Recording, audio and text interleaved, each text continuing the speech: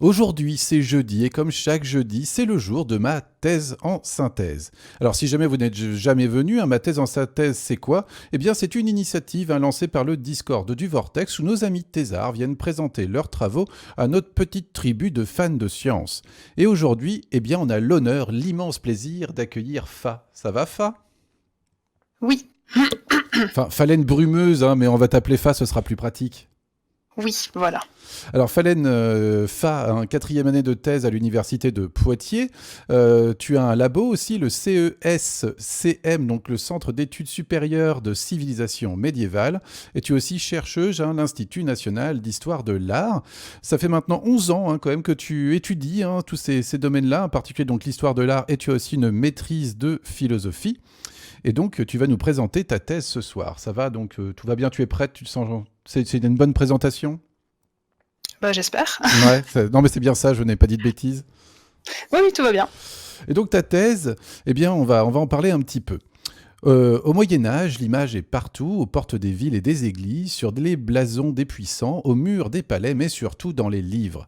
Et ces images sont bavardes et n'ont pas fini de parler. Elles nous disent quelque chose de la nature de Dieu, des hommes, des relations qui les unissent ou les séparent. Elles expriment des angoisses ou répondent à des questions profondes. Elles ont leur propre langage, leur propre code, leur propre système de référence. Derrière leur simplicité apparente, ces enluminures, qu'on retrouve notamment en grand nombre dans des manuscrits destinés aux laïcs, n'ont pas tout à fait fini de prouver leur complexité. La thèse de Fa consiste essentiellement à les faire parler un peu plus, à les faire parler plus spécifiquement des femmes. En effet, au XVe siècle, la société médiévale définit de plus en plus ces dernières comme des êtres à part. Alors, est-ce qu'on s'adresse à elles d'une façon particulière? Est-ce qu'on s'adapte à leur nature? Des premières conclusions de son travail ressort une certitude. Ces images si bavardes font en effet partie de leur éducation visuelle. Elles leur apprennent qui elles sont, qui elles devraient être. Elles représentent des aspirations, des projections, des idéaux qui construisent des identités.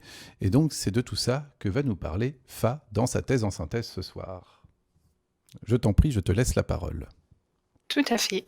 Alors déjà, merci d'être venu, parce que je vois que vous êtes pas mal nombreux, c'est chouette. Alors je vais commencer par définir un petit peu mieux mon sujet, puisque les femmes, les images, vous voyez un petit peu de quoi on va parler. Mais déjà, qu'est-ce que c'est un livre d'heures? Puisque c'est ce qui constitue la base de mon corpus, c'est uniquement sur ce type de manuscrit que je vais travailler. Alors c'est tout simplement un livre de prière qui est destiné aux laïcs, mais pas seulement, mais surtout à eux quand même, et qui apparaît en Europe occidentale vers la fin du XIIIe siècle. Ce sont des manuscrits pour l'essentiel, ça veut dire qu'ils sont copiés à la main comme à peu près tous les livres de cette époque, sauf ceux qui sont postérieurs vraiment aux dernières, à la seconde moitié du XVe siècle. Alors le corps principal de l'ouvrage, et qui donne son nom en fait à ce type de manuscrit, ce sont les Heures de la Vierge. Ce sont en fait 8 offices religieux qui se calquent sur le découpage des heures canoniales, qui sont en fait les psaumes et les hymnes et tous les textes religieux qui seront chantés 8 fois par jour dans les monastères. Donc qui vont des matines et des laudes jusqu'aux vêpres et accomplis. C'est un système de découpage du temps qui à la base est fait pour les moines et qui ensuite va être adapté au mode de vie des laïcs. Ces manuscrits vont contenir des textes qui donc sont destinés à être lus et récités 8 fois par jour par le lecteur et sont surtout accompagnés d'un grand nombre d'images. Donc c'est un ouvrage qui est destiné à accompagner la piété de tous les jours et aussi un format qui est littéraire et visuel. Et je me charge uniquement de la partie donc visuelle que des images. Alors pour détailler un petit peu plus, ces livres d'heures vont être aussi accompagnés par d'autres textes, notamment un calendrier qui est un calendrier perpétuel, donc qui est fait pour fonctionner en permanence, qui va indiquer toutes les dates des fêtes des saints, des fêtes religieuses, et aussi on va trouver toutes sortes d'autres textes constitués de psaumes, d'extraits bibliques, de prières, etc., etc. Alors, il faut bien savoir que c'est le livre qui va être produit en plus grand nombre pour la fin du Moyen-Âge. Pour le XIVe, XVe siècle, c'est celui qu'on retrouve en plus grande quantité. Ils sont très répandus chez les aristocrates, surtout chez les aristocrates. Je vais vous expliquer un peu pourquoi tout à l'heure. Et ceux-là, ils en possèdent souvent plusieurs qu'on va dédier à différents usages. Et donc, ce sont des ouvrages qui sont uniquement accessible aux plus riches, puisque un livre, à cette époque-là, c'est surtout et avant tout un objet de luxe qui témoigne d'un statut social et aussi d'un certain niveau de culture.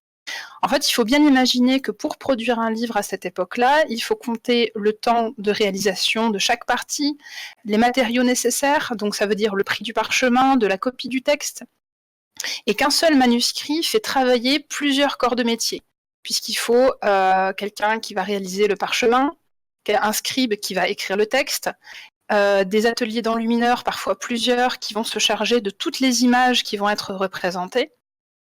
Également les relieurs, puisque toutes les couvertures, reliures et tout ce qui va envelopper le livre va être aussi extrêmement important, très ornementé et très riche. Ce qui fait que les livres que j'étudie sont vraiment des trésors personnels sur lesquels les propriétaires apposent leur marque et qui ont aussi une durabilité dans le temps et qui vont donc conserver le souvenir de la personne qui l'a possédé en premier lieu et de celui qui l'a commandé. C'est donc un investissement assez considérable qui est financier, mais est aussi mémoriel, artistique, et aussi un signe de piété et de richesse. Alors ces livres témoignent d'une pratique religieuse qui fait partie de la vie quotidienne des gens à une époque où, comme on l'a un petit peu mentionné dans le résumé, elle met en avant l'individu et son intériorité. On va favoriser notamment la lecture silencieuse, puisque jusque-là, les lectures de textes sacrés se font plutôt en public et à voix haute.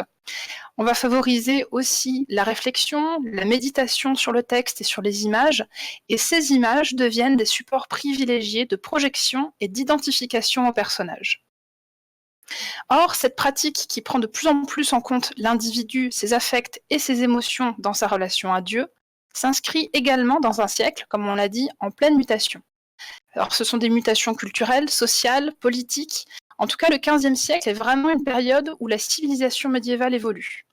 Parmi ces mutations, la considération portée à la différence des genres change également, puisque depuis la fin du XIIIe siècle, la littérature médicale, morale, religieuse s'infléchit vers une naturalisation, une essentialisation de la différence sexuelle qui contribue de plus en plus à caractériser la femme comme un être à part. Le féminin porte très fortement la marque de la différence vis-à-vis d'un modèle masculin générique. Donc partant de ces deux constats, la question que je me pose est la suivante. Y a-t-il une adaptation des supports de la pratique religieuse à l'usage des femmes? Qu'est-ce qui détermine avec le plus de force le contenu et le programme d'un livre d'heures? Est-ce que c'est la classe sociale? Est-ce que c'est le genre? Quelles sont les spécificités de ces livres? Et aussi, comment s'adresse-t-on aux femmes? Et est-ce qu'on le fait vraiment d'une façon particulière après tout? Alors, pour répondre à ces questions, j'ai constitué un corpus composé de 21 livres d'heures manuscrits qui ont donc été réalisés pour une femme ou adaptés à l'usage d'une femme.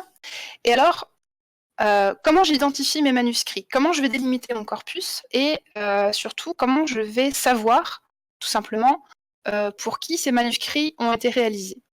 Ici, on va avoir un exemple qui a été réalisé dans les années 1450 pour Isabelle Stuart, donc qui est duchesse de Bretagne à cette époque. Alors le premier critère le plus courant, donc ça va être la présence d'armoiries féminines.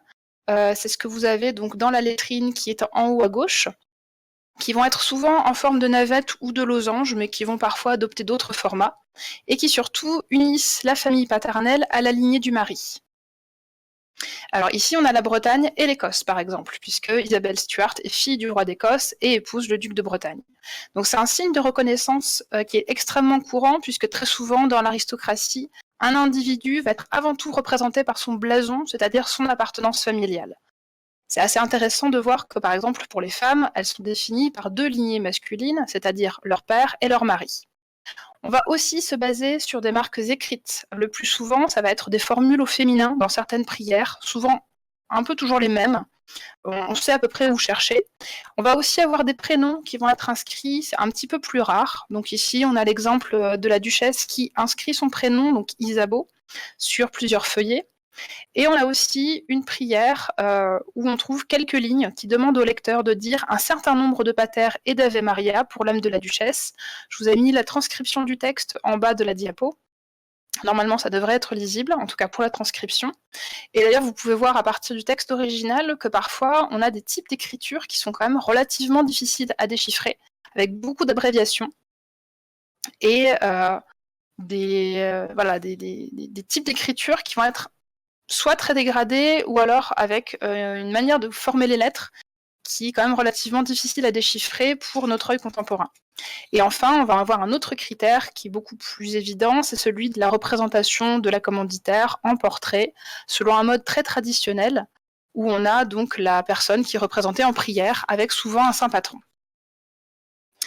Alors, j'ai choisi d'étudier les livres d'heures au XVe siècle uniquement, parce qu'en fait, c'est une période où ils sont copiés et illustrés en abondance, plus vraiment uniquement pour la haute aristocratie, mais aussi pour la petite noblesse. Et on va avoir donc accès à plus d'œuvres, un ensemble beaucoup plus varié et qui va permettre d'établir plus de constantes. Pour le domaine géographique, j'étudie uniquement le duché de Bretagne et les régions adjacentes, c'est-à-dire le duché d'Anjou, avec qui on a beaucoup de relations culturelles et diplomatiques pendant tout le XVe siècle. Et également, je vais aller pousser jusqu'au Poitou, la Saintonge et au comté d'Angoulême, qui sont aussi des régions qui vont être un petit peu dans l'orbite du duché de Bretagne, au moins artistiquement, pendant tout le XVe siècle. Alors, pour rentrer un petit peu plus dans le vif du sujet, à quoi ça ressemble en fait un livre d'heures concrètement? Là, je vous ai mis 2 exemples. Donc, vous avez les 2 pages recto et verso. Alors, un livre d'heures, c'est souvent un livre qui va avoir une taille variable. On a beaucoup de formats différents. On va avoir en général entre 200 et 400 folios. Il faut savoir qu'on compte les pages des manuscrits par feuillet et pas par page, comme on le fait aujourd'hui.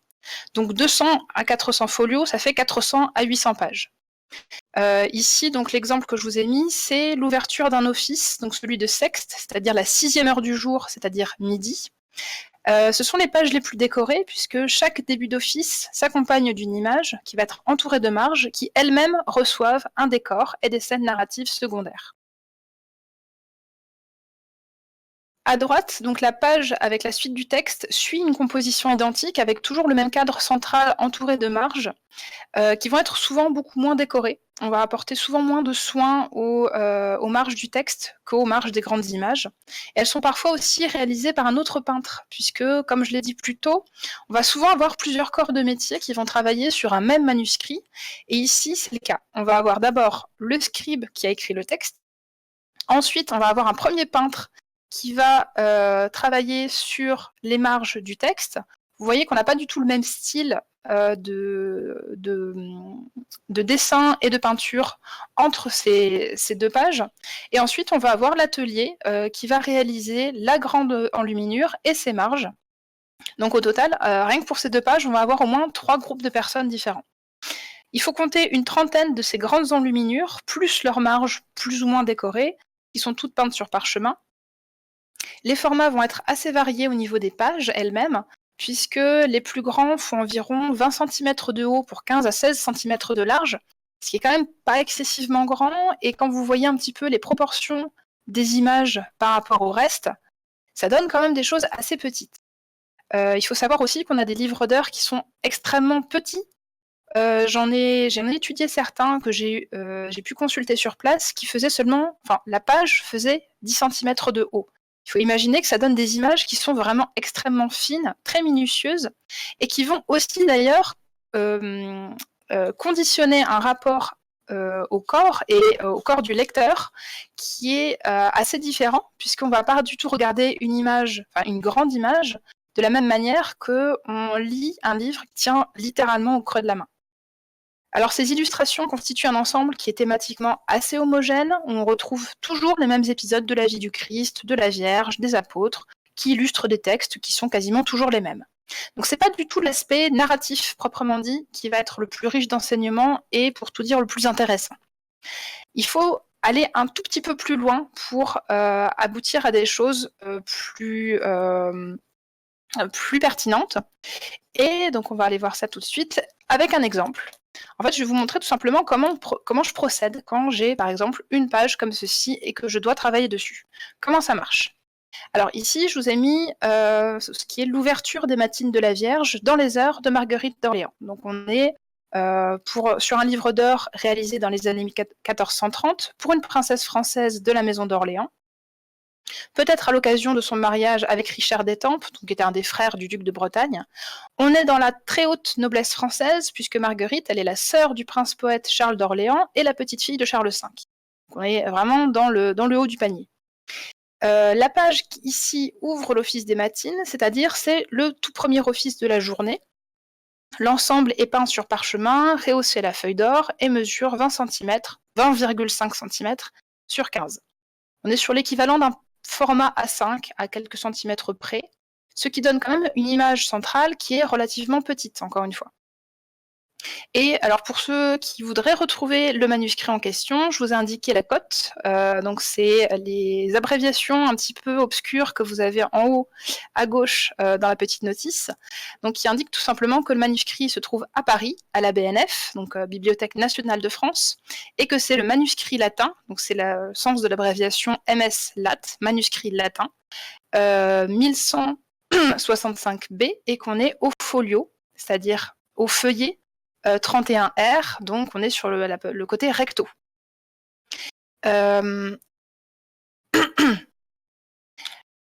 Donc au niveau du sens immédiat, quand on arrive face à cette page, en fait, qu'est-ce qu'on voit? Qu'est-ce qui est raconté?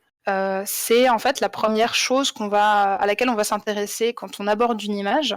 C'est donc le sens narratif, qui est assez simple, voire carrément banal. Je vais vous montrer, en fait, c'est une image qui est très très classique. En fait, c'est une annonciation. Donc, pour ceux qui ont un petit peu fait de catéchisme ou qui connaissent un petit peu, doivent déjà savoir de quoi il est question. C'est-à-dire que c'est le moment où la Vierge reçoit la visite de l'archange Gabriel et en fait tombe enceinte du Christ. Donc on voit Dieu le Père qui est tout en haut à gauche, qui souffle vers la Vierge agenouillée le Christ enfant porté par des anges.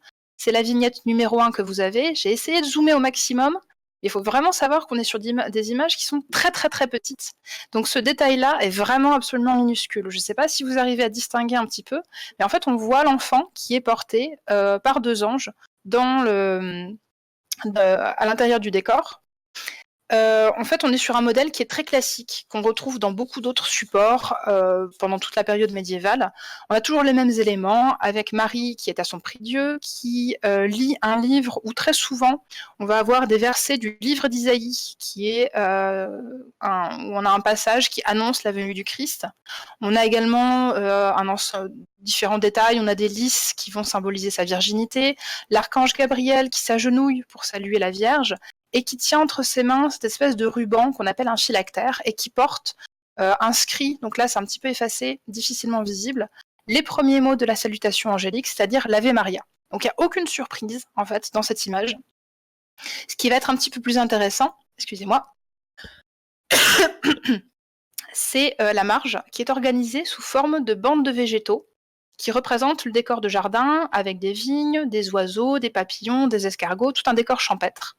Et également des personnages. Alors c'est la troisième vignette et la quatrième. Vous avez notamment une femme qui file près d'un groupe de poules et de coqs, des femmes qui tressent des couronnes d'œillets et un groupe de personnages qui récoltent du raisin. On sait qu'on est dans l'ouverture des matines de la Vierge, comme je vous le disais, que c'est la première prière du jour, et c'est souvent une page qui est très décorée, très importante, et qui débute le cycle des heures de la Vierge. Alors ça, la situation de l'image dans le corps du manuscrit est souvent très utile pour l'analyse, puisqu'en fait, certaines images peuvent se répondre d'un chapitre à l'autre, selon leur position, ou répondre aussi à des textes qui vont se trouver ça et là dans le reste du livre. Ensuite, on va aborder une couche de sens qui est un petit peu plus complexe à étudier. En fait, ça va être plutôt la signification, ce que l'image va dire de quelque chose. On va dépasser en fait tout simplement la surface narrative, c'est-à-dire on va dépasser simplement ce qui est raconté, l'épisode biblique, pour savoir ce que ça peut dire de quelque chose, comme tout simplement ici le discours théologique qu'on peut avoir sur l'incarnation. Alors, l'incarnation, dans la théologie chrétienne médiévale, c'est l'entrée du divin dans la chair. C'est le moment où Dieu prend corps, prend chair dans le monde. C'est représenté de façon assez claire ici, donc avec le Christ enfant que je vous ai montré, qui est envoyé par Dieu, qui plonge vers la Vierge. Mais ici, on va avoir la marge qui va redoubler le sens de cette image principale avec le thème du jardin clos. C'est un thème qui est associé à la Vierge dès le XIIe siècle, d'après l'exégèse du Cantique des Cantiques et de certains textes de la Bible. Et en fait, le jardin, dans la pensée chrétienne médiévale, c'est un symbole qui est assez complexe, qui est assez polysémique, et qui ici va donc revêtir plusieurs significations. En premier lieu, c'est le sens le plus classique, c'est une chose qu'on va retrouver très souvent, avec l'abondance des couleurs, des fleurs, des fruits, parce que vous voyez qu'on a des fraisiers, on a de la vigne, on a plusieurs espèces. Alors j'avais noté des violettes, des œillets, etc. Donc ce sont des fleurs qui sont parfumées, puisque c'est des choses qu'on utilise aujourd'hui encore en parfumerie, et qui sont cultivées au Moyen-Âge pour l'agrément visuel, mais aussi pour leur parfum. On a aussi des oiseaux qui vont donc évoquer une dimension auditive avec leur chant. En fait, tout ça, c'est une représentation du paradis, sous la forme du jardin d'Éden. Étymologiquement, d'ailleurs, le terme découle en fait de termes grecs et persans qui vont à la fois désigner un lieu clos et un jardin d'agrément. Donc c'est hyper important. Et dans le contexte de l'Annonciation, c'est aussi un symbole de virginité, parce que c'est un espace qui est clos horizontalement, qui est clos au monde, avec toute la charge symbolique qui est associée aux fleurs, notamment aux roses. Donc, vous avez cette clôture horizontale qui le ferme, mais aussi une ouverture verticale. C'est ouvert au divin, ouvert vers le ciel, et qui va en faire un symbole aussi de renouveau et de vitalité, qui est donc apporté par l'incarnation et par la venue du Messie. Donc là-dessus, on va s'appuyer sur plusieurs éléments. Les formes et les couleurs du végétal, en premier lieu, c'est la vignette numéro 1 avec cette encolie blanche que vous avez, font référence à l'élection de la Vierge, bénie entre toutes les femmes, comme le dit l'Ave Maria. Donc cette encolie blanche, qui est la seule de cette couleur au sein du bouquet, est aussi la seule à porter des graines. Donc on voit l'élection et on voit aussi la notion de maternité. Et on fait toujours référence à sa fécondité spirituelle et physique, à la fois comme mère du Christ, donc porteuse de celui qui, dans la théologie chrétienne, apporte le salut aux hommes par son sacrifice, et ça apporte la représentation de la vigne qui est récoltée par les personnages. C'est la vignette numéro 2. Donc ces personnages qui cueillent littéralement le fruit du salut sont en fait des allusions à l'Eucharistie et au vin de messe. On va aussi avoir des allusions à la Vierge comme figure allégorique de l'Église, puisque pendant tout le Moyen-Âge, c'est une incarnation de l'Église en tant qu'institution. Donc cette Église qui nourrit les âmes, puisqu'en fait, les oiseaux dans des rinceaux de vigne sont une représentation extrêmement classique, très ancienne, qu'on retrouve dès l'époque paléochrétienne, donc en fait dès les premiers siècles du christianisme, et qui représente l'âme, donc sous forme d'un oiseau, qui se nourrit donc de ce fruit qu'est la vigne, qui est en fait le fruit de l'Eucharistie et qui est tout simplement ce dont on va faire le vin pour la messe. Le cadre est aussi celui d'une nature qui est ordonnée, florissante, mais sans excès. Le jardin clos est donc un espace cultivé et dominé, mais aussi un espace fertile, un espace fécond, et qui en fait peut faire référence aussi à la matrice féminine dominée et ordonnée au sein du mariage. Ça va nous amener à une autre lecture, qui est celle sur laquelle je me concentre le plus. Qu'est-ce que cette représentation-là, qu'est-ce que cette annonciation va nous dire de la féminité? Alors là, on sait que la Vierge, particulièrement depuis le XIIIe siècle, où son culte a pris un essor considérable, témoigne, la Vierge cristallise à la fin du Moyen-Âge toutes les vertus d'un idéal féminin. La piété, la modestie, la chasteté, etc. Donc on va la représenter comme la femme idéale. Et alors qu'est-ce que c'est? Déjà, on la représente comme une femme pieuse, absorbée par ses lectures dans son oratoire, en témoigne le livre ouvert, c'est la vignette numéro 1. Alors, ces livres vont avoir d'autres significations aussi, mais dans ce cadre-là, on sait qu'on est quand même sur cette idée d'une femme qui sait lire. Ce qui est important, c'est que les traités d'éducation pour les jeunes filles, dont on connaît quand même pas mal d'exemples pour la fin du Moyen-Âge, vont recommander assez souvent d'apprendre la lecture aux femmes, et que ces femmes reçoivent une instruction, alors qui va pas très loin, on les envoie pas à l'université, mais on les veut quand même assez instruites. Alors, c'est à la fois pour en faire de bonnes chrétiennes, mais aussi parce que les femmes sont très très souvent responsables de l'éducation morale et religieuse de leurs enfants. Il y a des standards à atteindre. Ensuite, le jardin clos, comme on l'a dit, représente la virginité et une maternité qui est contrôlée par le mariage, évidemment. Les images secondaires vont renforcer cette lecture. La jeune fille et les deux femmes qui tressent des couronnes d'œillets, alors c'est l'image numéro 2, en haut à droite, renforce cette idée d'une imagerie féminine idéale, tout en vertu, en mesure et en retenue. À noter que l'œillet est aussi très souvent associé au mariage. On la retrouve très souvent dans les portraits de fiançailles et dans des représentations qui ont trait aux unions matrimoniales. Donc on disait la vertu, la mesure, seule la jeune fille, donc au centre, a les cheveux dénoués, parce que en fait, il sied aux femmes honnêtes et mariées de masquer cet attribut de séduction. La chasteté est mise en avant, on donne l'exemple et on propose tout simplement des modèles visuels de comportement à visée morale. Également, on va avoir la femme au fuseau, c'est la vignette numéro 3. Le travail du fil et des étoffes est donc un symbole de chasteté féminine. Alors ça, c'est quelque chose qui est très très courant aussi dans l'iconographie médiévale, parce qu'elle est considérée comme un outil d'encadrement, de moralisation et d'éducation, surtout dans les classes aristocratiques où il n'a pas en fait de vocation productive ou utilitaire, en tout cas pas vraiment. On peut le voir comme le pendant du jeu d'échecs pour les hommes, parce que ça leur apprend, d'une manière différente, les vertus de la patience, de la concentration, le contrôle du geste, la modération des pulsions. Et la civilisation médiévale valorise en effet tout particulièrement l'harmonie, la mesure et la retenue du corps, en particulier chez les aristocrates qui se doivent d'être l'élite et de donner l'exemple, et encore plus chez les femmes qui sont considérées comme plus inconstantes et surtout plus enclines au péché. On en revient ici à la signification du thème du jardin. Dans beaucoup de traités de la fin du Moyen Âge, l'image d'un jardin ordonné, bien cultivé, où poussent des fruits et des fleurs au lieu des mauvaises herbes, est celle de l'âme vertueuse. C'est par la mise en contrôle du corps, par l'activité manuelle, par la prière et l'édification spirituelle qu'on arrive aussi à l'harmonie de l'âme et donc au salut, qui est aussi représenté dans cette image.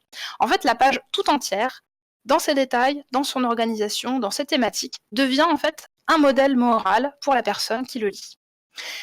Et pour finir, je vais revenir sur les armoiries. Alors ici, vous les voyez, donc c'est la vignette numéro 4, qui sont soutenues par des anges, ce qui est a priori une prérogative royale, puisque la propriétaire appartient à la maison d'Orléans. Ces armoiries de dames sont donc en forme de losange, partie du blason de l'époux et de celui du père, d'Orléans et de Bretagne. Et c'est assez important parce qu'en fait, les livres d'heures sont souvent réalisés à l'occasion de mariages et peuvent aussi constituer des marqueurs mémoriels pour commémorer une union par la répétition des armoiries des époux. On retrouve cette vocation en fait de faire durer le souvenir de quelque chose dans la mémoire. Ici, c'est particulièrement important puisque ce manuscrit est peut-être un cadeau de mariage ou en tout cas faisait partie du trousseau de mariage de Marguerite d'Orléans lors de son union avec un prince de la maison de Bretagne. On est ici dans les dernières décennies de la guerre de Cent Ans, et cette union entre la France et la Bretagne est évidemment très politique. Et c'est là aussi qu'on voit que même dans des livres d'heures féminins, la politique est jamais vraiment loin. Le contexte est aussi toujours très important. En fait, c'est une époque où on cherche à ramener le parti breton dans le giron français, puisque le duché de Bretagne, encore indépendant à cette époque-là, n'a pas vraiment cessé d'osciller entre anglais et français pendant toute la guerre. Et donc on a eu beaucoup d'alliances de ce type-là, et qui vont servir des volontés politiques. Et ce qui fait que le cadre politique et historique des images est également à prendre en compte et va permettre d'expliquer aussi parfois certains détails, notamment dans ce manuscrit-là. Alors, j'ai absolument pas le temps d'en parler, mais cette prise en compte en fait des conditions de réalisation et de l'histoire qui se déroule tout autour de cet objet va permettre d'expliquer aussi et de comprendre la présence de certaines images un peu surprenantes. En tout cas, ce qu'il faut savoir, c'est que il faut toujours remettre les images en contexte. Alors pour conclure, il faut vraiment rappeler que c'est important d'aborder les images, surtout les images de ce type d'objet. Comme je vous l'ai dit, on est sur quelque chose de très très banal. C'est du vu et revu au niveau de la composition, au niveau de l'agencement des personnages. Donc la simplicité, elle est uniquement de façade. On va avoir des expressions qui sont beaucoup plus complexes, qui concernent la nature, le rôle social, les qualités, les devoirs des personnes à qui elles sont destinées.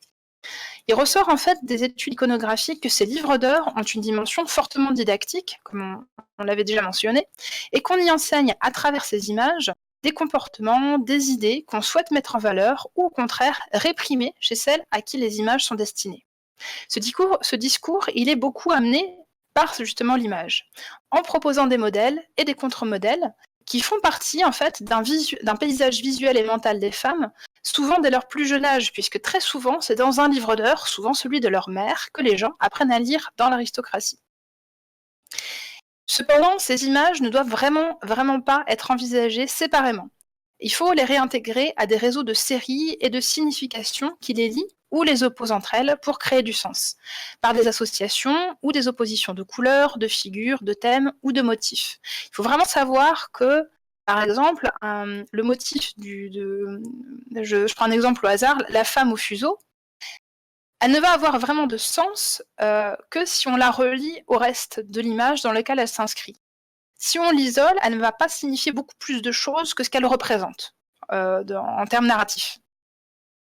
Donc on va créer des réseaux comme ça qui vont activer des significations et qui vont permettre de produire vraiment des significations successives. On va utiliser le végétal, qui est un support très important. Donc on va avoir les encolies blanches, par exemple, comme je vous les avais montrées.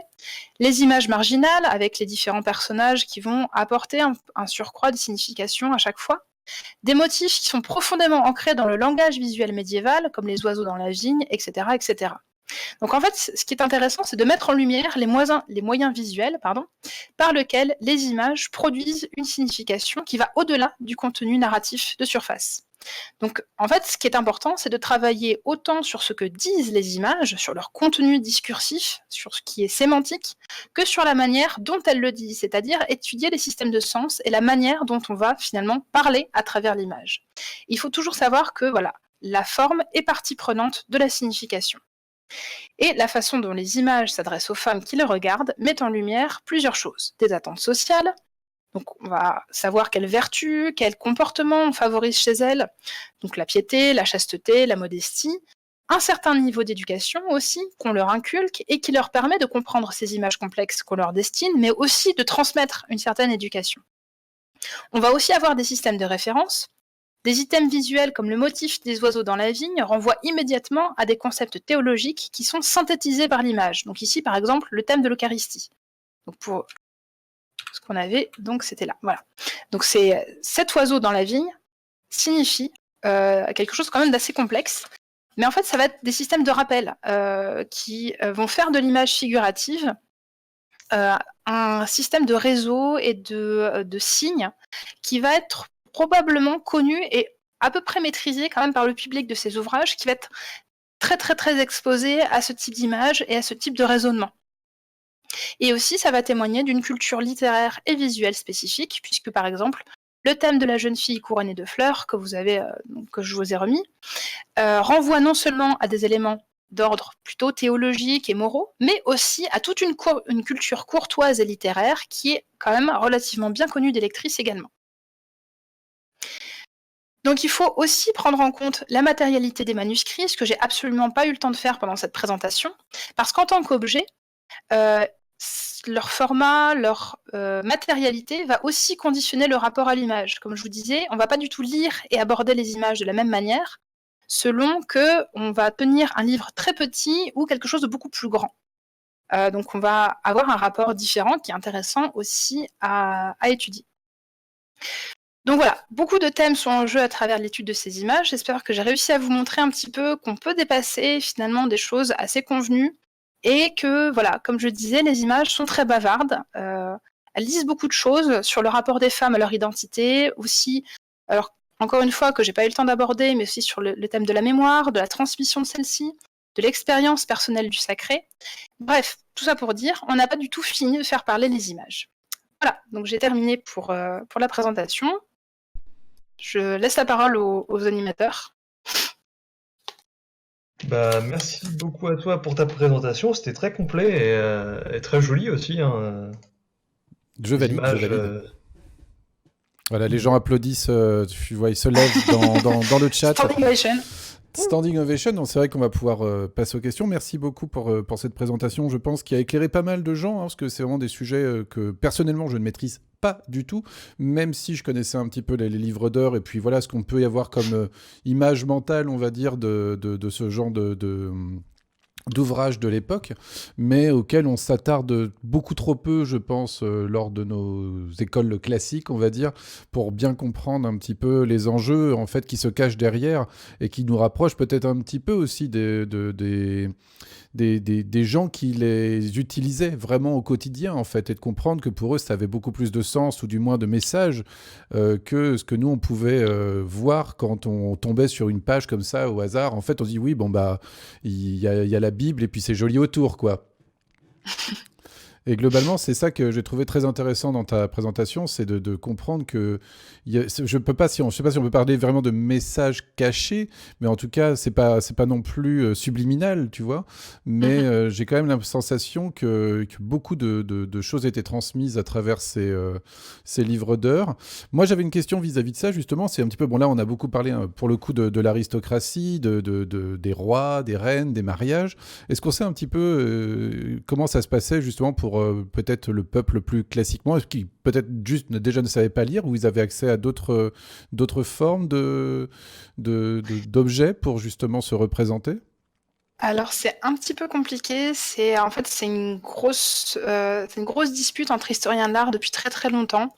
Le problème des classes populaires, c'est qu'on les connaît relativement mal parce qu'elles ont tout simplement laissé peu de traces, peu d'objets. Après on a l'archéologie qui va compenser un petit peu ça, mais au niveau de leur culture et surtout de leur culture visuelle, c'est assez compliqué. Ce qu'on sait, c'est que alors pendant très longtemps, et c'est quelque chose que vous allez encore souvent entendre, c'est cette idée de la Bible des illettrés. C'est-à-dire cette idée selon laquelle toutes les images qu'on va avoir dans les portails des églises, même dans les édifices religieux eux-mêmes, étaient faits pour éduquer une population illettrée, et ça se faisait par les images. Sauf qu'en fait, beaucoup d'historiens ne sont plus du tout d'accord avec cette vision-là, tout simplement parce que, je vous l'ai montré, les images, elles sont extrêmement complexes et elles nécessitent une certaine culture, et une certaine culture qui vient en fait tout simplement de la lecture de la Bible, et qui nécessite voilà, un bagage intellectuel qui n'est pas forcément celui du paysan moyen, on va dire. Donc c'est assez difficile à approcher. On pense qu'ils avaient quand même voilà, accès à certaines images, à certains types de discours visuels, mais ça va être plutôt par le biais des édifices religieux et des images qu'on va trouver dans l'espace public. Celles que je vous ai montrées, elles sont vraiment du ressort du privé. Après, on a des collectionneurs qui vont. Alors, on a Jean de Berry qui est très connu pour ça, qui possède énormément de livres d'heures. Si vous avez déjà entendu parler des très riches heures du duc de Berry, c'est les siennes. Et ce sont des formats qui sont faits pour être exposés. Donc ça, il y a un côté public à ces images-là, mais on reste quand même dans des cercles très restreints qui sont ceux de l'aristocratie. Donc voilà, c'est des questions un peu compliquées et je pense pas qu'on puisse vraiment savoir un jour. C'est voilà, compliqué. J'ai un peu posé la question qui fâche dès le début. Voilà. Désolé, Non, mais c'est vrai c'était que pas du tout prévu, hein. c'est extrêmement intéressant, mais voilà. Si on est aussi nombreux à travailler sur la haute aristocratie et sur les classes nobles, c'est aussi parce que ce sont très souvent uniquement sur eux qu'on va avoir des informations. On ne peut pas spéculer sur ce qu'il pourrait ou non avoir. Il n'y a pas de livre d'heures du peuple, en fait, c'est ça? C'est trop cher Non, à parce que, produire? voilà, comme je disais, c'est extrêmement cher. Alors, on va en trouver, mais ça va être vraiment sur la toute fin du 15e, début du 16e siècle. Mais, alors, ce sont souvent des livres imprimés qui sont de moins bonne qualité, vraiment formels et matériels, qui vont être plus abordables. Mais on va rester quand même dans des classes assez aisées, ça va être plutôt la bourgeoisie, la petite noblesse, mais jamais le peuple. Ok, eh ben écoute, merci. Je pense qu'on va vous laisser maintenant poser vos questions. Ouais. Moi, on déménage donc, c'est ça? Oui, alors là, vous n'avez pas besoin de bouger normalement grâce aux nouvelles technologies. On va tous se décaler tranquillement vers la salle de conférence, non, vers la salle d'attente. Et parfait, donc on va passer aux questions. Tout le monde est là, de ce que j'ai vu, c'est parfait. Alors on va commencer par le haut, une fois n'est pas coutume. Et Apocalypse, je t'en prie, pose ta question. Bonjour, alors merci pour la présentation déjà. J'ai un paquet de questions, je vais essayer de garder que les plus importantes. Déjà, concrètement, qui est-ce qui décide du contenu d'un livre d'heures donné? Donc j'imagine que les enlumineurs eux-mêmes doivent avoir une certaine influence sur le procédé de la création de la chose. Est-ce que le commanditaire décide d'une partie du contenu? Alors, la question est un petit peu compliquée parce que très souvent, on ne sait pas. Là, moi, le gros problème que j'ai, c'est que je manque beaucoup d'archives sur les traces des commandes qui ont été passées. Donc, ce qu'on sait, c'est qu'on a pas mal de cas où le programme va être fixé par un commanditaire de manière plus ou moins précise. J'ai des programmes iconographiques qui sont extrêmement complexes, très vastes. Et là, on sait que la personne qui est à l'origine de tout ça a vraiment réfléchi à son truc et va planifier toutes les images, tous les réseaux de sens, de signification. Quelque chose vraiment d'extrêmement compliqué. De l'autre bord, on a, plutôt sur la fin du siècle d'ailleurs, des livres d'heures qui vont être livrés limite clé en main, avec un contenu tout fait, des espaces pour ajouter les armoiries si la personne elle a envie de faire un petit peu de personnalisation, mais des choses qui sont vraiment produites quasiment en série, et là on pense qu'effectivement les enlumineurs ils ont leur propre modèle, et ils les répètent sans qu'il y ait vraiment d'intervention particulière de la part d'un commanditaire.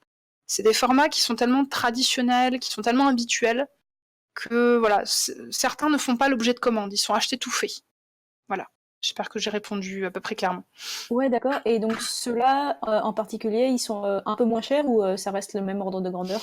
J'ai très peu de tarifs. En fait, logiquement, un livre d'heures qui va avoir un programme iconographique précis où on va demander des figures qui changent un petit peu, va probablement coûter un peu plus cher que quelque chose qu'on achète directement chez le libraire, tout fait. Et où là, il n'y a pas vraiment de recherche particulière au niveau des formes, des figures, des significations. D'accord. Et ma deuxième question principale, c'est alors, le livre d'heures destiné aux femmes montre de manière plus ou moins implicite ce qu'on attend d'elles. Est-ce qu'il montre aussi des fois ce qu'on réserve aux femmes désobéissantes qui sortent un peu du rang de, de ce qu'on attend d'elles? Alors, jusque-là, en tout cas dans mon corpus, j'ai pas trop d'exemples de ce type-là. On a plutôt une éducation qui va fonctionner par l'exemple. Dans le même manuscrit, toujours dans les heures de Marguerite d'Orléans, j'ai quand même quelques contre-exemples où on montre ce qu'il ne faut pas faire. Mais en tout cas, j'ai pas trouvé de traces de discours de type voilà ce qui vous arrive si vous êtes passage. J'ai pas vraiment ça jusque-là. Alors ça existe peut-être dans d'autres types de livres d'heures, dans d'autres corpus d'ouvrages. En tout cas, moi, j'en ai pas vu pour le moment. D'accord, merci. Bah, c'est tout pour le moment. Ok, alors nous allons passer à la suite des questions avec Azolam. Azolam, si tu es là. Démuté, mais j'ai pas de questions. Pas pour l'instant, en tout cas. D'accord, donc dans ce cas-là, tu peux te remuter, histoire que c'est plus simple pour moi de Ouais. lire, s'il te plaît. Merci. Du coup, on arrive à CXZ, à ton tour. Bonjour. Merci pour cette conférence, c'est cool. Chouette. Non, j'ai pas beaucoup de questions sur celle-ci. C'était bien présenté. J'ai la chance d'avoir fait plusieurs fois le programme d'Histoire de l'art, donc j'ai pu bien suivre. J'avais quand même une question parce que je ne me repère pas forcément beaucoup au niveau des époques et je suis un peu surpris de la quantité de bleu qu'on voit dans le manuscrit. Comme ça, intuitivement, ça me laisse à penser que c'était peut-être un manuscrit assez cher, mais je sais pas en fait si à l'époque le bleu était déjà était encore une couleur très riche, si c'était déjà une couleur très pratiquée, qu'on savait synthétiser, qu'on n'était pas en mesure de. Enfin, est-ce qu'il y a un truc à savoir du fait que ce soit un livre d'heures de Duchesse? Est-ce que c'est vachement précieux ce qu'on voit, ou est-ce que non, c'était courant déjà à l'époque? Alors, ce qu'il faut savoir, c'est que, en tout cas, pour ce que j'en sais, on synthétise pas ou peu de couleurs au Moyen-Âge. Tous les pigments que vous voyez, ce sont des pigments naturels, très souvent minéraux, ce qui explique aussi pourquoi certains vont tenir mieux que d'autres. Et le bleu, ça dépend en fait de la matière qu'on utilise pour le faire. Très souvent, pour le manteau de la Vierge notamment, on va lui réserver les pigments les plus chers, c'est-à-dire des pigments qui sont faits à partir de lapis lazuli, qui est une pierre qui est donc importée très souvent d'Afghanistan, donc de très loin, qui coûte extrêmement cher. Pour d'autres parties, on va avoir des tonalités de bleu qui vont être un petit peu différentes. On va plutôt utiliser de l'azurite, qui est un autre minéral, qui donne un bleu un peu plus fade en général. J'ai pas d'études sur les pigments de ce manuscrit. Donc là, je saurais pas me prononcer parce qu'en plus, c'est pas vraiment ma partie. Mais je sais que sur d'autres manuscrits, on voit très clairement les parties où on a utilisé du bleu, de lapis lazuli et d'autres pigments d'un peu moins bonne qualité. Et après, pour répondre au reste de ta question, on est effectivement sur quelque chose d'extrêmement cher ici. Parce que je vois qu'on en parle aussi un petit peu dans le chat. Le doré que vous voyez, c'est de la feuille d'or. Donc c'est vraiment de la feuille d'or appliquée sur le parchemin. Ce qui quand même coûte son prix. Et après, voilà, on pense qu'on a vu l'état de conservation du manuscrit lui-même, on est sur des pigments quand même de très bonne qualité. C'est un artiste qui sait très bien manier tout ça, qui est vraiment très très pro dans la façon de gérer la manière dont les liants, les vernis, enfin pas les vernis, mais les couches de préparation vont être agencées. Bref, c'est vraiment quelque chose de très très cher au niveau des matériaux employés et de la technique. Du coup, on aurait plus ou moins posé mes questions, mais je comptais poser. Justement, je comptais rebondir là-dessus. Après parler du bleu, je comptais parler aussi de l'or. Je trouve qu'effectivement, il y a beaucoup de surfaces qui ont été feuillées d'or. Je sais qu'on voit souvent, quand on donne des exemples dans Luminure, des exemples où on montre effectivement sur les volants, sur les parchemins, on va jusqu'à incruster, plaquer et coller des feuilles d'or. Là, en plus, il y a une grosse surface, mais il me semblait que tout ce que j'avais vu en enluminure présentait à un moment donné, ne serait-ce qu'un petit chouillet de feuilles d'or. En réalité, d'après ce que tu as l'air de dire, en réalité, non, c'est rare, c'est quelque chose de cher, quoi qu'il arrive. Enfin, qu'est-ce qu'il en est du coup, ça se pratique tout le temps dans l'enluminure de mettre des feuilles d'or, même un petit peu, ou alors c'est en fait assez rare? Alors moi j'en vois très souvent dans les manuscrits, c'est quelque chose qui est quand même relativement courant. Voilà. L'usage de la feuille d'or, on va vraiment le retrouver très très très abondamment dans ce type de livre au XVe siècle. Parce que, comme je disais, il y a cette fonction aussi de montrer de la richesse, de montrer qu'on a les moyens de se l'offrir. Et là, comme je disais, on est vraiment dans la très très haute aristocratie, donc on va avoir des pages qui vont être extrêmement chargées en dorure, effectivement. Et aussi, ce qui est intéressant, c'est qu'ils mettent au point des peintures qui sont uniques, enfin des peintures dorées, pour remplacer parfois la feuille d'or, pour créer des effets de texture. Alors ici, ça va être difficile à voir, je ne vais pas pouvoir vous donner un bon exemple. Mais voilà, on joue aussi avec les textures de l'or différentes. Et effectivement, oui, on le retrouve beaucoup. Alors, je voudrais bien vous montrer des exemples qui sont aussi vachement jolis. On retrouve beaucoup dans les livres liturgiques parce que l'or a aussi une dimension sacrée, avoir une dimension symbolique. Il y a aussi toute la part de signification des couleurs que j'ai pas du tout abordée, qui est aussi très importante. Donc voilà, l'or, quand on peut en mettre, quand on a les moyens de le faire, on va en mettre vraiment partout. Parce qu'en plus, les gens du Moyen-Âge ont vraiment ce goût pour la texture, pour les choses qui brillent en fait. Hein. Parce que l'or, c'est de la lumière pour eux. Ça représente vraiment cet aspect-là. Donc, plus on en met, mieux c'est. Voilà. Et là, tu disais que c'était difficile éventuellement de pointer les exemples. Là, je trouve que sur la toute dernière, c'est l'avant-dernière slide de la présentation, notamment quand il y a les détails sur les feuilles de vigne qui sont, là c'est clairement de la peinture avec des paillettes d'or dedans. Effectivement, voilà, c'est ça, c'est ce type de peinture-là, oui. Ce qui rajoute la dimension divine aux feuilles de vigne qui ne pas, mais ça symbolique. Oui, il y a ça, et puis il y a aussi tout simplement, c'est joli. Et il faut vraiment pas oublier ce côté d'agrément visuel. C'est vraiment un objet qui est fait pour plaire à la personne qui le regarde. Il y a aussi ça. Ils aiment vraiment ce côté-là. La matérialité de l'objet est quelque chose qui est très très très importante. Il y a des ranges, oui, on voit dans les décos, dans les textes au-dessus. Je crois qu'il y en avait aussi des incrustations. Ouais, voilà. Sur la seule cap, des incrustations pendant la déco. C'est vraiment pour le bling. Oui, c'est ça. Merci beaucoup. Mais je t'en prie. Alors, on va faire quelques petites questions écrites. Donc, il y avait les questions de Grab. Donc, une question très simple. Hein. Pour ceux qui ne connaissent pas les livres d'heures, est-ce que tu peux rappeler en 2-3 mots ce que c'est et pourquoi on l'utilisait? Alors, c'est très simple. Est-ce que tu vois le missel de ta grand-mère? C'est pareil, mais avec plus d'images. En fait, c'est un livre de prière qu'on va utiliser tous les jours, en général 8 fois par jour si possible. On a en fait des offices, des prières, des choses comme ça qui suivent 8 heures au cours de la journée. Voilà. D'accord. Et donc une deuxième question, ça prend combien de temps entre la commande et la livraison du livre en quelque sorte? Alors ça, c'est assez difficile à savoir. Il y en a qui vont être réalisés très rapidement parce que au lieu d'avoir un seul artiste qui va faire les parties du manuscrit, notamment la peinture, on va avoir tout un atelier, donc 15, 20, 25 personnes. Donc ça peut aller très vite parfois. D'accord. En fait, là encore, je manque de sources, donc c'est un petit peu compliqué. Par exemple, le livre que je vous ai présenté, donc ce livre d'heures-là, les phases de réalisation sont complètement chaotiques. C'est très étrange parce que il a mis presque 30 ans à être réalisé. Entre le moment où on a priori la livraison du texte, les enluminures qui ont été rajoutées par un premier artiste, ensuite les autres, ça peut prendre extrêmement longtemps parce que très souvent aussi ils sont bricolés petit à petit. On va faire une première campagne d'illustration, puis après on va en rajouter, on va changer la reliure, etc., etc.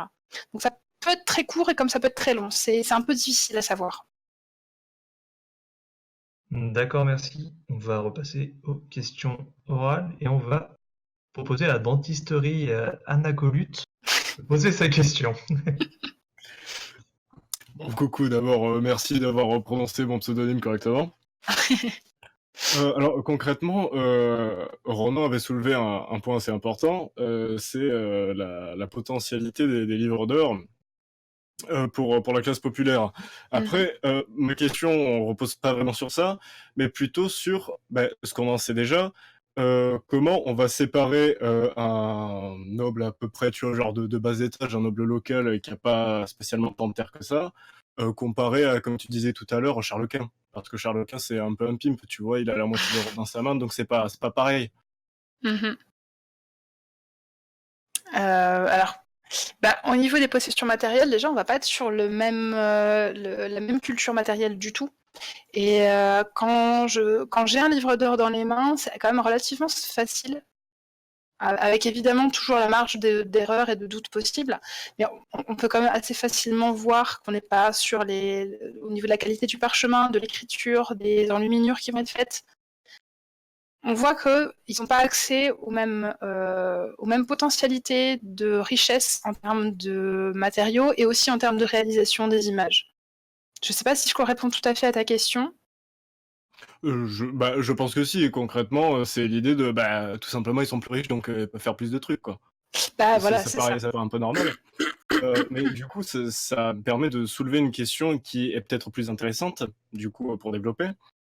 Est-ce que les livres d'heures génèrent en quelque sorte une économie relativement stable ou est-ce que c'est des travaux ponctuels? Ce que je veux dire, c'est est-ce qu'il y a par exemple des mines pour certains matériaux qui vont être utilisés pour les pigments, comment dire, qui ont une activité relativement constante par rapport à ces demandes de la noblesse? Alors là, comme je travaille assez peu sur les pigments et les matériaux, je peux pas le dire vraiment avec certitude. D'autant plus qu'on n'a pas de. En fait, ça va être des pigments qu'on va utiliser pour d'autres formes d'art. Pour revenir sur le lapis lazuli, qui est quand même un pigment qu'on va utiliser pendant tout le Moyen Âge pour les réalisations les plus prestigieuses. En fait, on va utiliser quasiment les mêmes substances pour la peinture sur parchemin, pour les fresques, pour d'autres supports. Donc c'est quand même assez difficile de parler uniquement de ce qui va être demandé par la production de manuscrits. Par contre, ce qu'on voit, c'est que la production de livres, de manière générale, et de livres enluminés, donne naissance effectivement à des ateliers, à des écoles, à des commerces et fait vivre en fait beaucoup de corps de métier vraiment sur le long terme. Et si j'ai choisi notamment d'étudier la Bretagne, c'est aussi parce que ça devient un centre de production de manuscrits et de manuscrits enluminés, qui est quand même très très important à Nantes et à Rennes notamment, et qui va se prolonger pendant tout le XVe siècle. Et c'est pareil, à Paris, on connaît beaucoup de libraires, notamment l'arrivée du livre imprimé va aussi rebooster un petit peu ces commerces-là. Je Voilà. vois, d'accord. Donc du coup, pour rebondir un petit peu sur ce que tu dis, ma dernière question, c'est en ce qui concerne vraiment le cas de la Bretagne.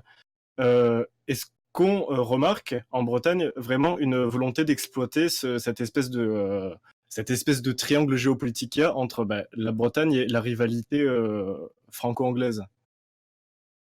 C'est un Oui, oui et non. Je vais pas trop m'engager là-dessus parce que c'est un petit peu délicat.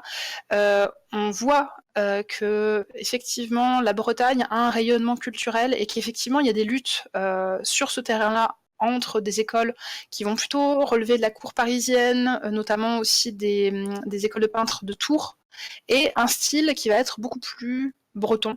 On a même pensé, enfin, il y a certains chercheurs qui ont émis l'hypothèse qu'on avait carrément des écoles d'enluminure et un style qui était typique des écoles de Nantes et de Rennes, et qui était un petit peu opposé, entre guillemets, enfin, une certaine rivalité peut-être avec des artistes qui étaient plutôt rattachés donc, au cours des rois de France. Ça, c'est une question que je trouve très intéressante et que j'essaye un petit peu de travailler dans ma thèse. Pour le moment, c'est pas très concluant. C'est de mettre en relation justement les réseaux familiaux et de relations et surtout d'alliances des personnes que j'étudie et voir s'il y a une corrélation ou des liens ou quelque chose qui peut apparaître aussi avec le déplacement des artistes, également les relations qu'ils peuvent avoir entre eux, des relations de maître à élève, qui vont travailler ensemble, ce genre de choses. Voir si effectivement toutes ces luttes intestines, tout ce rayonnement qu'on peut avoir de la part du duché de Bretagne face à la France va avoir un impact sur les formes artistiques. Donc c'est des questions qui sont encore un petit peu en suspens, mais voilà, on a quelques hypothèses qui traînent ça et là, qui font pas du tout l'unanimité, mais c'est effectivement très très intéressant à étudier aussi. J'imagine, vu qu'en plus il y a une certaine intersectionnalité entre, comment dire? Entre les études, les corps d'études qui sont touchés en fait par cette question. Mais, du coup, merci beaucoup de tes réponses et bon merci pour ta conférence, hein. Du coup, tu as assez bien géré, Tant mieux. je laisse d'autres questions plus pertinentes se poser. Merci à toi. Alors du coup, on descend dans la liste et on arrive à Horizon. Merci. Alors déjà, merci à toi effectivement Phalène pour ta conférence qui était vraiment intéressante. Ça fait du bien de voir autre chose que je suis dans les sciences dures et du coup ça fait plaisir de voir autre chose de temps en temps. Enfin, je suis pas en train de dire que c'est pas une science dure. Clairement, désolé.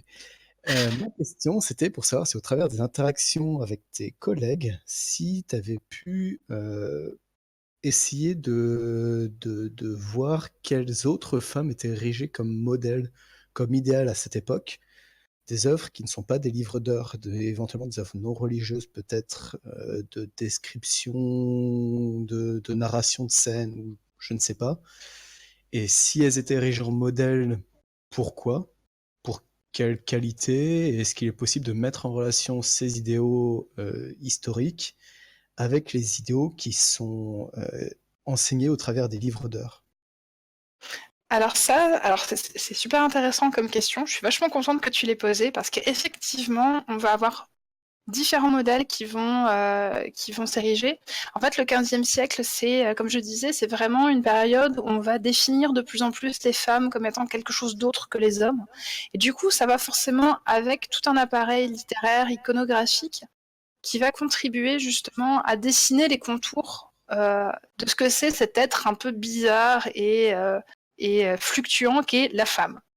Dans la littérature profane, on a par exemple dans les œuvres de Christine de Pisan, avec le trésor de la Cité des Dames, des figures de femmes qui vont être mises en avant pour différentes qualités. Alors ça peut être assez varié, c'est pas une œuvre que je connais non plus extrêmement bien, mais ça va être des valeurs qui vont être très souvent associées à cet idéal de féminité quand même qui est assez constant pendant tout le Moyen-Âge, de mesure, de retenue et de vertu.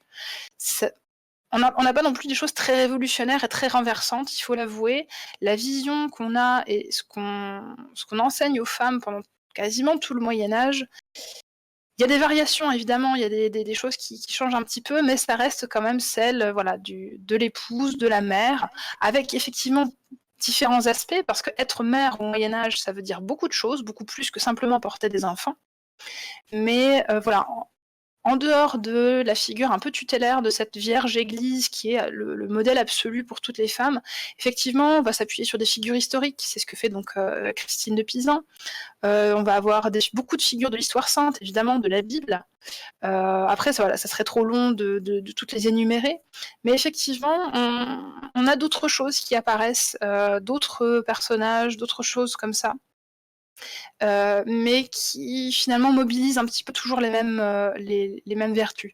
Un des exemples que je trouve quand même très parlant pour le XVe siècle, c'est que par exemple dans Le Ménager de Paris, qui est tout un traité d'éducation domestique pour une jeune fille, on a le conte de Chrysalidis, qui est en fait une des histoires les plus fréquemment enseignées aux jeunes filles à cette époque-là, qui est en fait tout simplement une histoire où on apprend la soumission au sein du mariage. C'est vraiment, c'est aussi simple et basique que ça.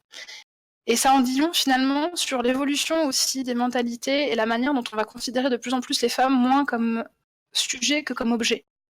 Et ça montre aussi à quel point la fin du Moyen-Âge devient de plus en plus misogyne et très très très durement misogyne. Faut pas, là pour le coup c'est vraiment assez flagrant, on retrouve ça aussi dans les sources judiciaires, etc. Donc cette documentation-là, effectivement en croisant les sources avec d'autres chercheurs, des gens qui vont travailler par exemple sur les décors d'église, sur la littérature, sur plein d'autres choses, vont vraiment me permettre d'avoir plusieurs strates de données et de croiser comme ça toutes ces informations pour dessiner différents portraits de la manière dont on envisage les femmes à cette époque-là. Ok, Voilà. merci beaucoup pour cette réponse. Si j'ai bien compris, en fait, juste, plutôt c'est une autre question. C'est est-ce que quand tu essaies de récupérer les livres d'heures de ces femmes-là en particulier, visiblement, qu'est-ce qui s'en dégage de particulier en général? Est-ce que tu retrouves les traits de caractère qui sont enseignés dans ces livres d'heures dans ces femmes-là? Et est-ce que ce sont ces qualités qui sont encensées? Alors, le problème, c'est que très souvent, les femmes que j'étudie, j'ai absolument aucune source sur elles. Marguerite d'Orléans, j'ai 3 lignes de biographie. Je sais quand est-ce qu'elle est née, à peu près, et encore, c'est pas super sûr. Je sais dans quel milieu familial elle a évolué, je sais à quelle date elle s'est mariée, je sais à quelle date elle est morte. Ça s'arrête là, à peu près. Donc en fait, je travaille sur des personnes dont le livre d'heures va me donner le plus d'informations sur elles. Alors des fois, ça va être 3 fois rien. Là, par exemple, dans son livre d'heures, j'ai très peu d'informations vraiment sur elle en tant que personne. Je vois ce qu'on lui a montré, ce qu'on lui a enseigné, mais je ne sais rien sur elle. L'exemple de caractérisation de manuscrit que je vous avais montré pour délimiter mon corpus, par contre, il va être beaucoup plus intéressant. Parce que là, je sais que c'est un manuscrit qui a été commandé par la duchesse elle-même, pour son propre usage. Je sais qu'elle savait écrire, puisqu'elle a signé de son nom plusieurs feuillets. Je pense que c'est elle qui a écrit cette petite invocation à la fin d'une prière qui demande au lecteur de prier pour elle. Donc là, je vais avoir plus d'informations. Je sais qu'elle sait écrire, donc elle correspond à ces standards d'éducation. Et encore que savoir écrire pour une femme du Moyen-Âge, c'est quand même aller même au-delà du bagage basique d'éducation qu'on leur demande. Donc elle était peut-être un peu plus éduquée que la moyenne. Je sais qu'elle avait des dévotions particulières pour certains saints, donc elle était quand même relativement pieuse, qu'elle était très attachée à la culture sa culture d'adoption, entre guillemets, parce qu'elle est née et a vécu en Écosse, avant d'aller se marier en Bretagne. On n'est pas tout à fait sur les mêmes modèles culturels, mine de rien, mais qu'elle va adopter en fait toute l'imagerie et toute la dévotion à certains saints typiquement bretons. Donc là, je vais pouvoir faire apparaître une personnalité qui effectivement colle à peu près au standard de ce qu'on attend d'une femme de la très haute aristocratie à l'époque.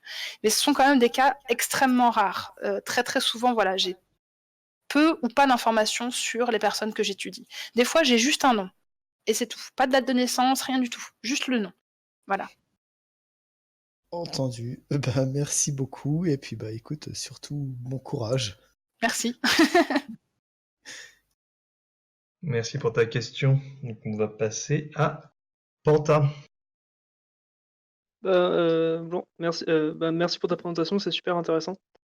Surtout qu'en plus, c'est des études de symboles qu'on n'a pas forcément l'habitude de voir, et c'est vrai que à première vue comme ça, c'est pas évident.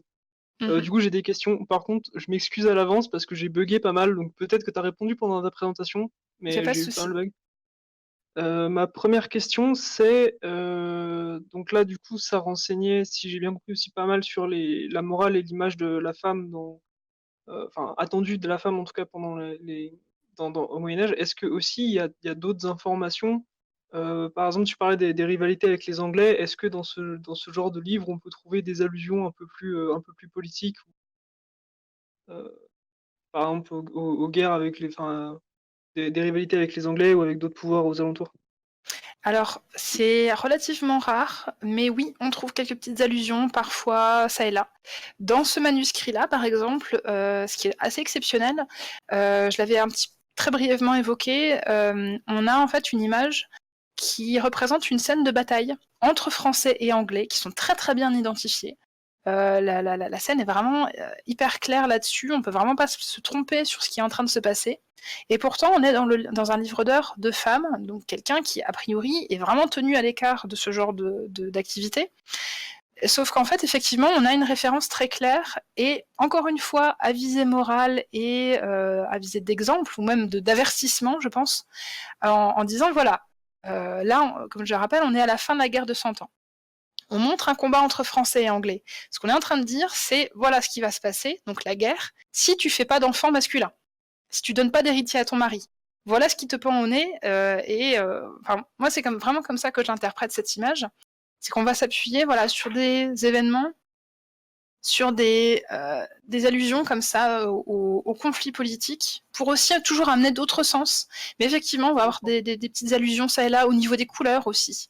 Il y a un livre d'heures qui est assez connu comme ça, qui appartenait à un des ducs de Bretagne, où sur les systèmes d'opposition colorés, alors je crois que c'est entre le bleu et le rouge à l'intérieur des certaines images, on fait des allusions comme ça aux rivalités entre Français et Anglais, parce que lui-même avait pris son parti, etc. etc. Voilà. Donc effectivement, on a des petites références ponctuelles qui sont pas non plus extrêmement nombreuses, qui sont parfois assez discrètes, mais voilà, il y en a, effectivement. D'accord. D'accord, et du coup, j'ai une deuxième question plus par rapport, je dirais à l'objet en lui-même donc du manuscrit. Du coup, bah, apparemment, c'est des objets précieux. Est-ce que ça peut être, aussi utilisé comme, je sais pas, une marque, pas une marque de puissance, mais quelque chose qui va se transmettre en disant: «Ah, c'était le bouquin de tel noble», et du coup, le noble dedans a laissé plein d'allusions à sa personne, ou à ce que lui a fait, par exemple, je sais pas. Comme témoignage de la puissance d'une personne, en fait. Oui, alors je suis super contente que tu poses cette question parce qu'elle est super intéressante, et en fait, les usages du livre à l'époque médiévale sont extrêmement intéressants parce qu'ils sont très différents des nôtres. On va avoir 2 cas d'école. On va avoir le livre qui va être transmis à l'intérieur d'une famille et qui va témoigner de l'ancienneté de cette lignée et de son pouvoir. Donc là, on va avoir beaucoup de marques qui vont être écrites par la suite en disant: tel livre, je l'ai hérité de telle personne qui était mon arrière-grand-mère, qui était machin, duchesse de trucs. Voilà. On a par exemple des livres qui vont appartenir à des duchesses de Bretagne, qui sont transmises à leurs filles. Et on a en fait tous les parcours de succession jusqu'au XVIIe siècle, où on a un texte qui dit voilà, ça c'est mon livre, je m'appelle, alors j'ai plus le nom en tête, hein, je crois qu'on est dans la famille de Rohan, qui est une grande famille aristocratique, et qui dit voilà, ça appartenait à ma femme, qui le tenait de son aïeul, qui le tenait elle-même de telle duchesse. Donc on prouve l'ascendance familiale, on montre que effectivement au Moyen Âge on était une grande famille. Mais il y a aussi tout l'inverse, ce qui est très étrange et ce qui est très paradoxal, c'est que, alors ça, c'est quelque chose que j'ai un peu de mal à étudier parce que j'ai très peu de sources, mais ce que je vois vraiment au niveau des objets eux-mêmes, c'est qu'on a des pratiques de réappropriation des objets. C'est-à-dire que quel que soit en fait le propriétaire original, même si c'était, mettons, le duc d'Anjou, ils s'en foutent complètement, ils effacent les armoiries, ils mettent les leurs à leur place, alors que des fois, c'est des familles, des gens qui les rachètent au XVIe, XVIIe siècle, qui sont de lignées qui sont beaucoup plus basses, beaucoup plus bas dans l'échelle, mais qui vont effacer ces armoiries, qui vont les remplacer par les leurs, qui vont parfois couvrir des portraits, rajouter des choses, et dire voilà, ça c'est mon livre. En fait, comment dire, pour certains chercheurs, ils pensent vraiment qu'il y a ce côté d'appropriation de l'objet qui est parfois plus important que d'avoir dans sa bibliothèque un livre qui a appartenu à quelqu'un de prestigieux. Donc on a vraiment les 2 cas de figure, le livre comme marqueur de mémoire ou le livre qu'on rachète et qu'on s'approprie complètement. Donc c'est très très très paradoxal. Mais du coup, voilà, D'accord. je suis contente que tu aies posé cette question parce que c'est hyper intéressant, ces pratiques-là. Donc, est-ce que enfin, c'est parce que du coup, quand ils se le réapproprient, c'est par rapport, heu, c'est entre guillemets «une vengeance» en se disant: «Ah, cette famille-là nous a pourris, on a racheté son livre et on Ça, a je peux effacé pas le le mot» dire. ou d'accord. Très souvent, c'est des familles qui ont rien à voir, en fait. Je D'accord. pense que, tout simplement, c'est des livres qui sont parce que ce sont des choses qu'on va beaucoup transmettre, offrir et cetera et qui, au bout d'un moment, je pense qu'ils perdent un petit peu leur valeur parce qu'effectivement, l'art médiéval et l'art du XVe siècle, passé la Renaissance et au XVIIe siècle, perd quand même un petit peu son intérêt aux yeux du public. Et ça passe quand même quelque chose de pas très joli. Donc le prix tout simplement de ces objets-là va beaucoup baisser, ce qui fait que des gens qui ont vraiment rien à voir avec les lignées qui les ont commandés pourront les acheter. C'est vraiment un marché de l'occasion tel qu'on peut vraiment le trouver aujourd'hui, je pense. D'accord, d'accord. Voilà. Ah, très bien. Bah, merci beaucoup pour tes réponses. Là, il n'y a pas de quoi. Alors, on a un peu de temps pour une question à l'écrit. Et donc, en parlant de la différence entre les riches et les pauvres et les prolos et le fait que les livres du Moyen-Âge sont principalement des trucs chers et précieux, est-ce que ce serait pas un biais du survivant, c'est-à-dire où seuls les manuscrits les plus précieux nous sont parvenus parce qu'ils sont mieux conservés, car justement ils étaient précieux et on aurait perdu les autres? C'est une question intéressante, c'est une question difficile surtout parce que on a en fait beaucoup de manuscrits qui sont pas chers du tout. Des manuscrits qui étaient vraiment des choses usuelles. On a des manuels d'école, on a pas mal de choses comme ça qui sont conservées dans les archives. Donc, oui et non, on va dire. Un manuscrit précieux aussi, tout simplement matériellement, il va être précieux parce qu'il va être de bonne qualité. Donc on va avoir un parchemin qui a été bien traité, qui a été imperméabilisé correctement, avec des pigments durables, réalisé par un artiste assez compétent pour faire quelque chose qui est vraiment de qualité et qui du coup va durer dans le temps. Alors que quelque chose qui va être écrit avec une encre mal faite sur un parchemin mal foutu, bah, il va durer moins longtemps logiquement. Il va se dégrader plus vite. Donc il y a aussi ces facteurs-là à prendre en compte. Après, c'est vrai qu'effectivement, on va plus facilement conserver des manuscrits précieux que des choses qui sont pas très jolies. C'est vrai qu'il y a ça. Donc c'est des phénomènes qui sont un peu plus complexes, mais voilà, il y a de l'idée. Il y a effectivement probablement ce facteur-là de préciosité qui fait qu'on les a conservés plus que d'autres, qui n'avaient pas forcément d'agrément visuel ou quelque chose comme ça. Après, voilà, je ne sais pas si c'est vraiment le sous-texte de la question, mais on est absolument certain que le paysan moyen n'avait vraiment pas les finances nécessaires pour s'offrir un livre. C'est pas que tous ces livres-là ont disparu, hein, c'est que vraiment, c'était pas matériellement possible pour eux. Et de toute façon, la majorité de la population était illettrée. Donc voilà, il y a pas de corpus cachés qui ont disparu. Il y a beaucoup de livres qui ont disparu, c'est certain. Mais voilà, je sais pas si c'était la question sous-entendue derrière. Et voilà, je suis peut-être allée un peu plus loin. Je pense que tu réponds bien à la question, même un peu plus loin comme tu le disais. Donc là, il nous reste 2 questions encore, ou 2 personnes qui ont des questions à poser. Donc on va passer par Unvalibubule. Bonsoir, merci de ta conférence. J'aurais 2 questions du coup. Tu dis à un moment donné que les femmes qui ont ces livres ont des rapports différents selon le format de ces manuscrits. Qu'est-ce que tu entends par là? C'est quoi le rapport différent qu'elles auront d'un livre qui rentre dans le creux de la main par rapport à un livre format A5 Alors, imagine, en fait là, il faut vraiment faire le test soi-même. C'est quelque chose qu'on néglige assez souvent.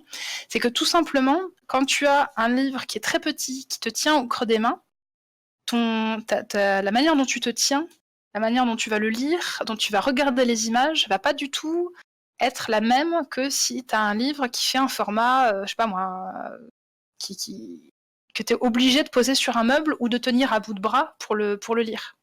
Je sais pas si c'est très clair. Ok, si, je pense que je vois. C'est vrai qu'en se mettant à l'expérience, ça parle plus.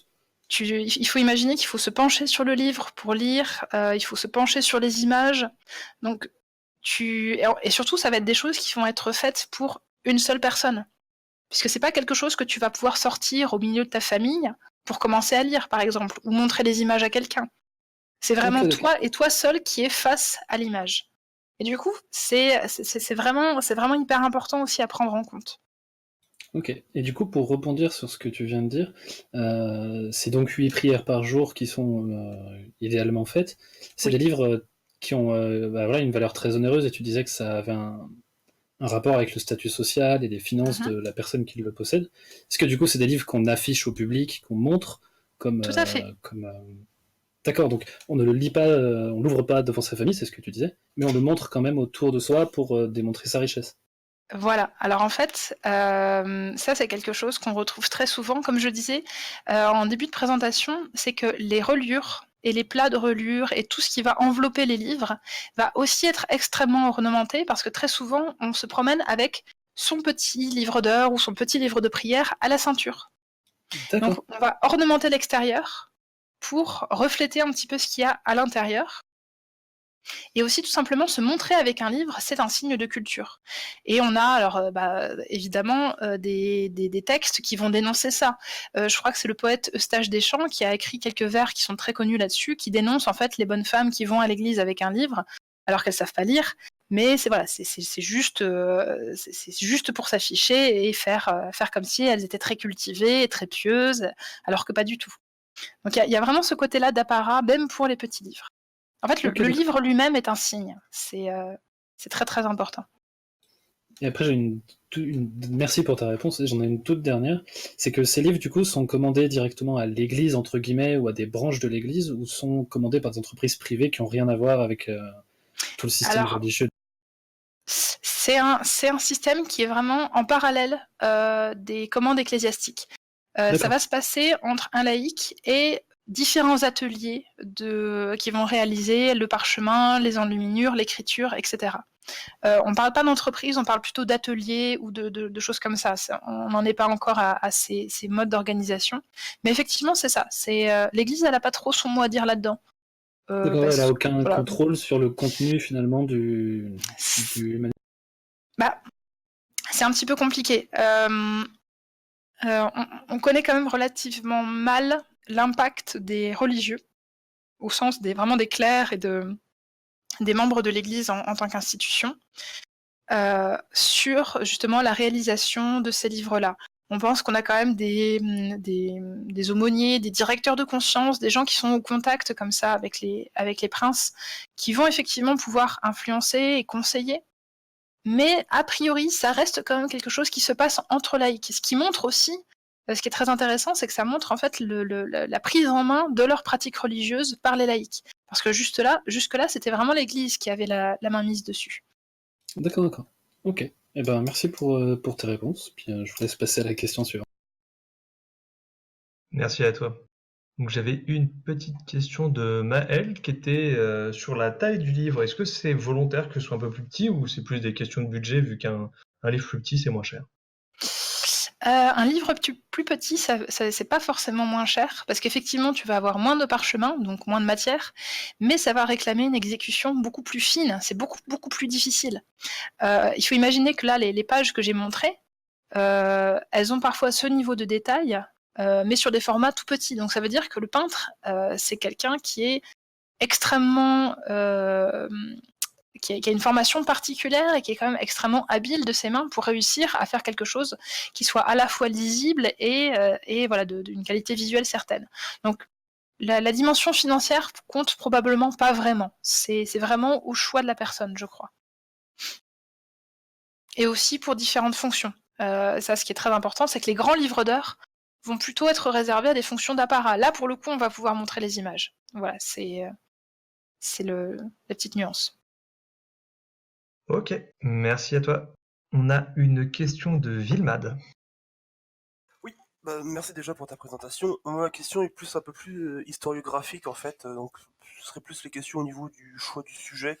Si venu de toi, c'est une proposition, toi ta responsable de recherche, si ça se présente aussi un peu plus dans un cadre de recherche au niveau de ton laboratoire, tout ça, et aussi au niveau du cadre de recherche en histoire médiévale actuellement, parce que il y a quand même un peu une recherche un peu sur le thème féminin, quoi. Alors en fait, c'est venu à la fois d'un hasard et d'un cheminement un peu plus long. Au niveau de la méthode, c'est-à-dire l'approche des images pour essayer de fouiller au maximum l'iconographie et d'exploiter en fait leur polysémie pour voir tout l'éventail de sujets qu'ils pouvaient aborder, ça m'est venu de mes travaux pour l'INHA. Donc je fais partie d'un programme de recherche sur l'image médiévale qui est vraiment consacré uniquement à montrer toute la complexité de discours qu'on peut avoir. Donc je vous détaillerai pas vraiment les tenants, les aboutissants du projet, ce serait un petit peu long. Mais voilà, c'est que j'ai été familiarisée avec une certaine approche des images grâce à ce projet-là. Et j'ai décidé de le mettre en application dans une thèse. En parallèle, j'avais commencé à me renseigner sur les manuscrits, parce que j'avais envie de faire de l'iconographie.